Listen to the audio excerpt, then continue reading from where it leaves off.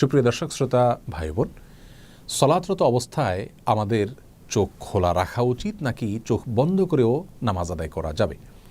অনেকে চোখ বন্ধ করে নামাজ আদায় করলে তার মনোযোগ বেশি থাকে, এক্ষেত্রে তার করণীয় কী হবে? এ বিষয়ে প্রিয় নবী সাল্লাল্লাহু আলাইহি সাল্লামের সুন্নাহ তথা আদর্শ হলো সাধারণ অবস্থায় তিনি সালাত আদায় করার সময় চোখ খোলা রাখতেন। তিনি যখন সালাত আদায় করতেন তার দৃষ্টির সীমানা তথা সিজদার মধ্যবর্তী জায়গা তিনি দেখতে পেতেন। এ বিষয়টি বিভিন্ন হাদিস থেকে অত্যন্ত পরিষ্কারভাবে আমরা জানতে পারি। তাছাড়া একজন মুসল্লি সালাতরত অবস্থায় সিজদার জায়গার দিকে তাকাবেন, সে বিষয়ে নির্দেশনা রাসূল আকরাম সাল্লাল্লাহু আলাইহি ওয়াসাল্লামের হাদিসে রয়েছে। সুতরাং সাধারণ এবং স্বাভাবিক অবস্থায় একজন মানুষ চোখ খোলা রেখে সালাত আদায় করবেন, সে বিষয়টি তার জন্য উচিত এবং উত্তম এবং সুন্নাহসম্মত।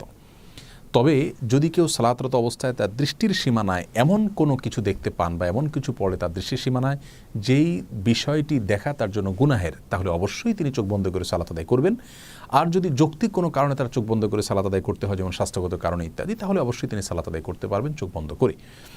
আর নিছক মনোযোগ ধরে রাখার জন্য তিনি চোখ বন্ধ করে সালাত আদায় করলে সেটি তার জন্য জায়েজ হবে কিনা, সে বিষয়ে ফোকাহ একরাম এবং আইম্মা এজামের দুটি মত রয়েছে। অনেক ফকিহ এবং ইমামগণ চোখ বন্ধ করে সাধারণ অবস্থায় সালাত আদায় করাকে মাকরুহ বলেছেন, অনেকে অনুমতি দিয়েছেন। যারা মাকরুহ বলেছেন তাদের যুক্তি হলো, প্রথমত রাসূল করিম সাল্লাল্লাহু আলাইহি সাল্লাম চোখ খোলা রেখে সালাত আদায় করতেন এবং মুসল্লিকে সিজদার দিকে তাকিয়ে সালাত আদায় করতে বলেছেন, বিধায় চোখ বন্ধ করে সালাত আদায় করাটা এই সুন্নাহ এবং হাদিসের পরিপন্থী।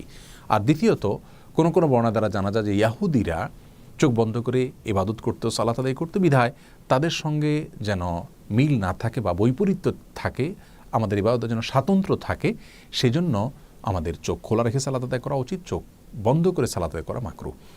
আর যে সমস্ত ইমামগণ ফোকাহা একরাম মনোযোগ ধরে রাখার জন্য চোখ বন্ধ করে সালাত আদায় করাকে জায়েজ বলেছেন, তাদের যুক্তি হলো যে সালাতের মধ্যে মনোযোগের বিষয়টি অনেক বেশি গুরুত্বপূর্ণ।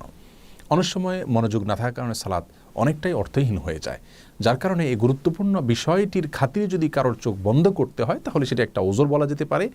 এরকম ওজরের ভিত্তিতে তিনি অবশ্যই চোখ বন্ধ করে সালাত আদায় করতে পারেন।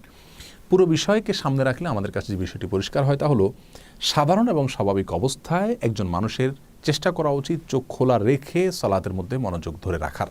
অন্যদিকে চলে গেলেও মনোযোগকে আবার ফিরে আনার চেষ্টা করতে হবে। এই কসরত তিনি করতে থাকবেন সালাতের মধ্যে, এবং এটাই হলো সালাতের সঠিক এবং বেসিক পদ্ধতি। আর যদি তার দৃষ্টি সীমানার মধ্যে এমন কিছু পড়ে যে বিষয়টি তার মনোযোগে ব্যাঘাত সৃষ্টি করে, তাহলে অবশ্যই তিনি চোখ বন্ধ করে সালাত আদায় করতে পারবেন। আর মাঝে মধ্যে অত্যধিক মনোযোগ সৃষ্টির জন্য চোখ বন্ধ করতে পারেন, সেক্ষেত্রে কোনো সমস্যা নেই।